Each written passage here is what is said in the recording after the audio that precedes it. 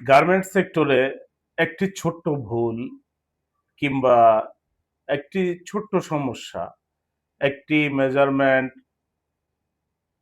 1/4 বা 1/8 কম বা বেশি, এগুলো কি আসলেই সত্যিকারের কোনো সমস্যা? বা এটা কি ধরনের ইফেক্ট হতে পারে? আজকের এই পর্বে আমরা এটাই জানবো, গার্মেন্টস কোয়ালিটি ডিফেক্ট গুলো কি কি আর কি ধরনের ইফেক্ট তৈরি হতে পারে। Welcome to Garment's Excellence with Aziz.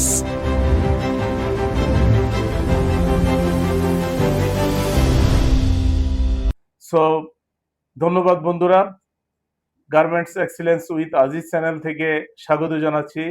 আজকের ভিডিও আমাদের ধারাবাহিক পর্ব garments quality master class beginner two professional.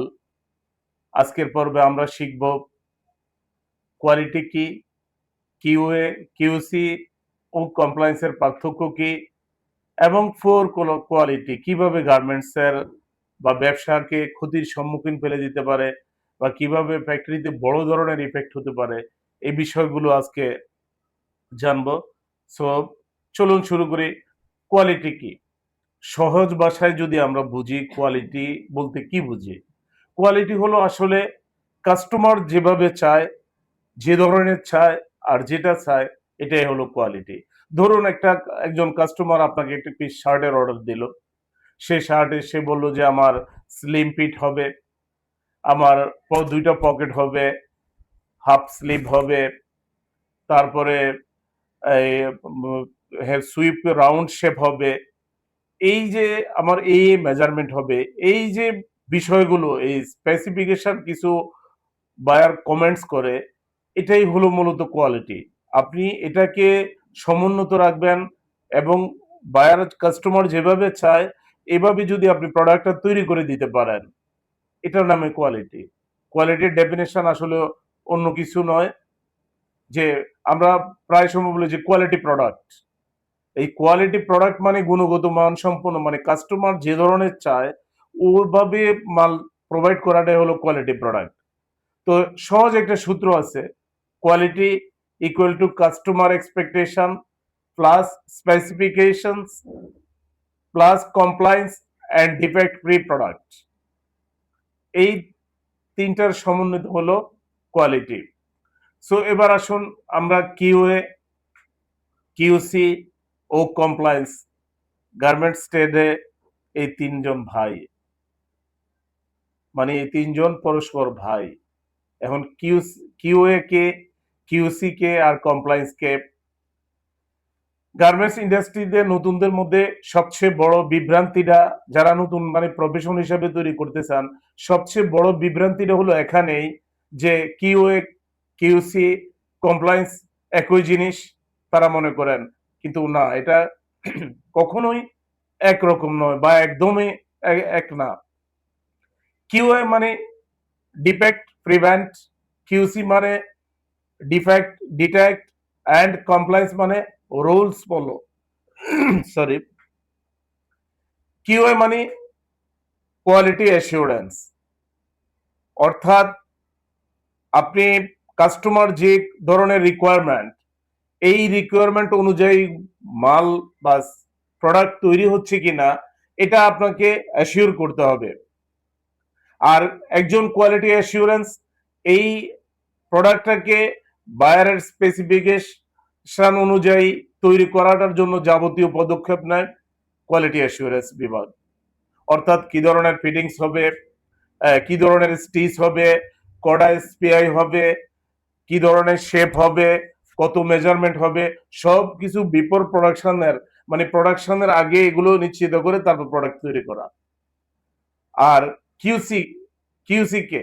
QC হলো তিনি যিনি একটা প্রোডাক্ট তৈরি করার পরে মালটা, ওই প্রোডাক্টটাকে ইন্সপেকশন করবেন এবং করার পরে উনি দেখবেন যে বায়ারের কথা অনুযায়ী বা বায়ারের চাওয়া অনুযায়ী মাল তৈরি হয়েছে কিনা, এতটুকুই। কিউসি এবং কোয়ালিটি, কিউ এর মধ্যে কিন্তু বিরাট তফাৎ আছে, অনেকে আমরা বুঝি না।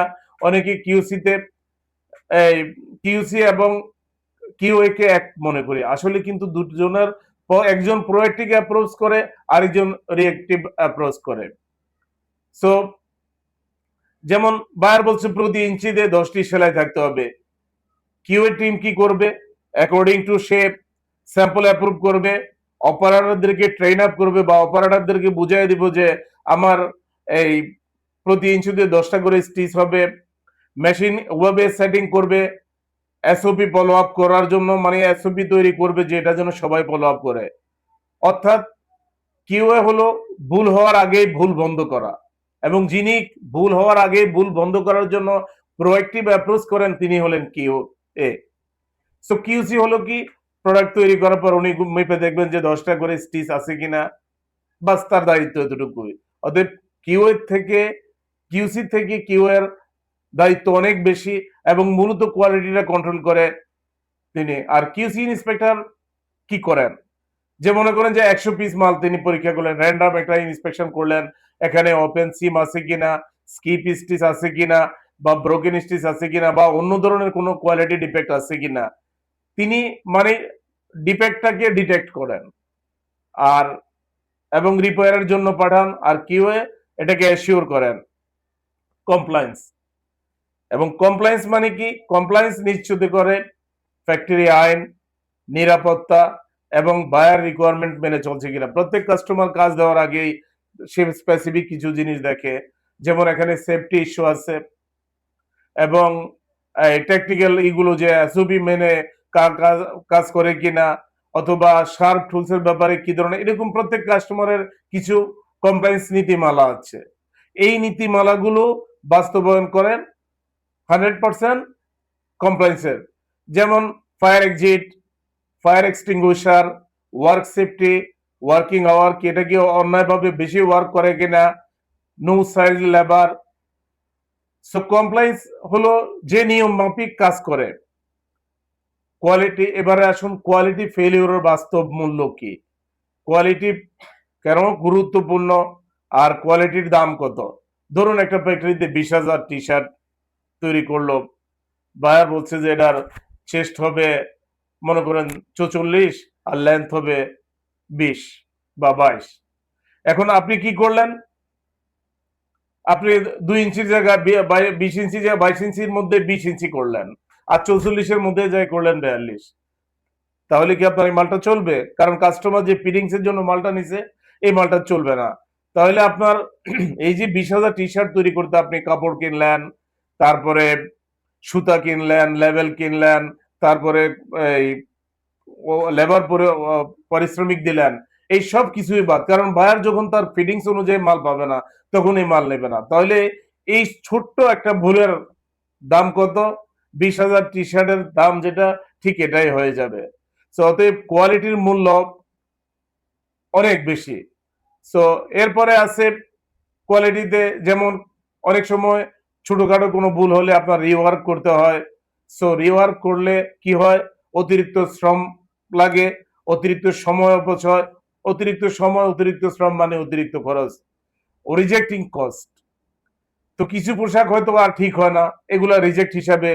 তো রিজেক্ট গার্মেন্টস এর মধ্যে আপনার ফেব্রিক যায়, অ্যাসেসরিজ যায়, লেবার যায়, সবে যায়। তো শিপমেন্ট ডিলে হয়, এই কোয়ালিটি প্রবলেমের কারণে শিপমেন্ট ডিলে হয়। কারণ আপনি যদি কোয়ালিটি রিপেয়ার করতে যান তাহলে অটোমেটিকলি জাস্ট টাইমে আপনি শিপমেন্ট করতে পারবেন না। ফাইনালি বিজনেস আপনার লস। এটাই সবচেয়ে বড় ক্ষতি।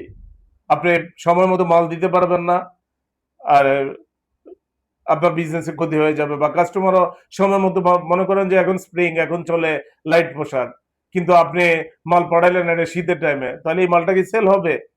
তো এটাই হলো lost business. Cost of poor quality, COPQ কি? কোয়ালিটি প্রবলেম শুধু ডিফেক্ট নয়, এটা সরাসরি প্রফিটের শত্রু। যেমন rework cost, rejection cost, shipment delay cost, customer claim cost, lost business cost.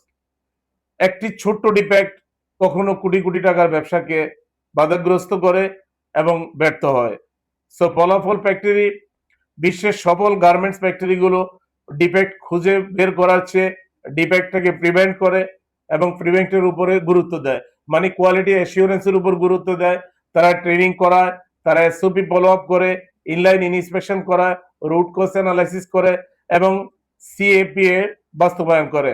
Corrective action plan, মনে রাখবেন কোয়ালিটি শুধু কিউএ বা কিউসি বিভাগের দায়িত্ব নয়, এখানে মার্চেন্ডাইজিং থেকে শুরু করে store, warehouse, factory, production সবার উপরেই এটার দায়িত্ব আছে। সো এটাই হলো, তাই গার্মেন্ট শিল্পে একটা গুরুত্বপূর্ণ কথা আছে, quality is free but four quality is very expensive.